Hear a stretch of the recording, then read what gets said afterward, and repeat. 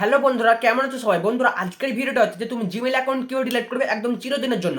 মানে তোমার মোবাইলে কিন্তু সেই জিমেলটা থাকবে না, একদম চিরদিনের জন্য কিন্তু ডিলিট হয়ে যাবে। তো আমি স্টেপ বাই স্টেপ তোমাকে কিন্তু শিখিয়ে দিচ্ছি। তুমি কিন্তু একটু নিয়ে স্কিপ না করে ভিডিওটিকে পুরো দেখার চেষ্টা করো, তাহলে তুমি কিন্তু জিমেল অ্যাকাউন্টটি ডিলিট করতে শিখে যাবে। তো তোমাকে চলে আসতে হবে তোমার ফোনের সেটিংসে। তো আমি সার্চে এসে আমার সেটিংসটি কিন্তু সার্চ করে নিচ্ছি। তারপর সেটিংসে ক্লিক করলাম সিম্পলি। তুমিও কিন্তু সেটিংসে ক্লিক করবে। ক্লিক করার পর আমার সামনে কিন্তু এরকমটা ইন্টারফেস চলে এলো। তো আমাকে সিম্পলি ক্লিক করতে হবে এইটাতে।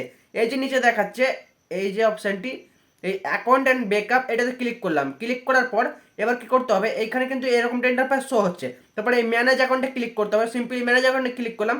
ক্লিক করার পর আমার সামনে কিন্তু দেখো আমার যতগুলো জিমেল আছে সবগুলো কিন্তু শো হচ্ছে।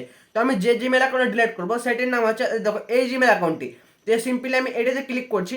ক্লিক করার পর কিন্তু আমার সামনে এরকমটা ইন্টারফেস চলে এলো। তারপরে এই দেখো এখানে দেখাচ্ছে রিমুভ অ্যাকাউন্ট সিম্পলি। তো এটাতে ক্লিক করলাম। ক্লিক করার পর নিচে কিন্তু দেখো রেড লেখা চলে এসেছে রিমুভ অ্যাকাউন্ট। তো আমি যদি এটাতে ক্লিক করে দেয় তাহলে কিন্তু আমার জিমেল অ্যাকাউন্টটা মানে চিরদিনের জন্য ডিলিট হয়ে যাবে, আর কিন্তু আমার মোবাইলে থাকবে না। তো এই রিমুভ অ্যাকাউন্টে ক্লিক করলাম। ক্লিক করার পর এই দেখো এখানে কিন্তু আমার সেই জিমেলটি নাই, একদম চিরদিনের মতন।